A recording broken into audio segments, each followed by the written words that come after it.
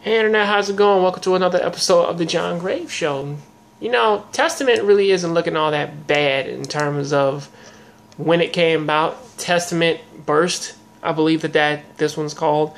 But for a episode 1, it really isn't all that bad, especially since the focus of what is going on with this episode. And let me be the first to say that this series still has its... Let me get this out of the way first, okay? All the sex stuff that is still in this series, it's still there, and they're still making it, and they're still putting as much focus and tying as much as that as they can into the plot as they possibly will. So what is going on there is that they're going to tie things in there, and then so they're going to take all this stuff. It's going to be like, oh, okay, so now let me jump into the main story of what is going on for this episode. Every day is fine and good for all of our characters. Basara, Mia, Yuki, and Maria. They're all doing wonderful until I would say that something happens in one of the clubs. A dude over there is trying to fight all of the other guys in the class and shit. Basara steps in, and the student council president takes him up on the roof and wants to lecture him about stepping in and fighting people in school and such.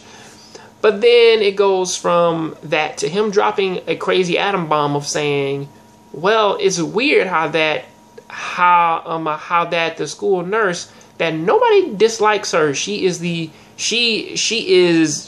most liked person. I understand that this is your favorite teacher, but you know, she may be hiding something. You know, especially since one of the demon girls down there who is running with the school nurse and whatnot, she is using her powers, man, to keep everything in line and everything. So I guess that's something that's actually like worrying him. Because going back to like the whole honestly, I don't know what the whole first half of the episode was with Basara's father fighting some random demon man.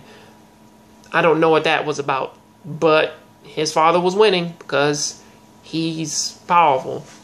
So that happened.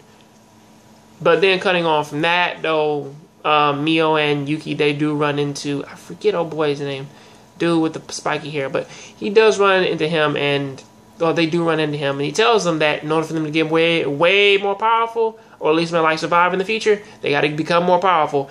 And that's when they talk to Maria to get them some sexy times going on. Or at least they're preparing it for Basara, who when he was walking home, he got attacked by some weird time-based power or something, which is foreign to this series.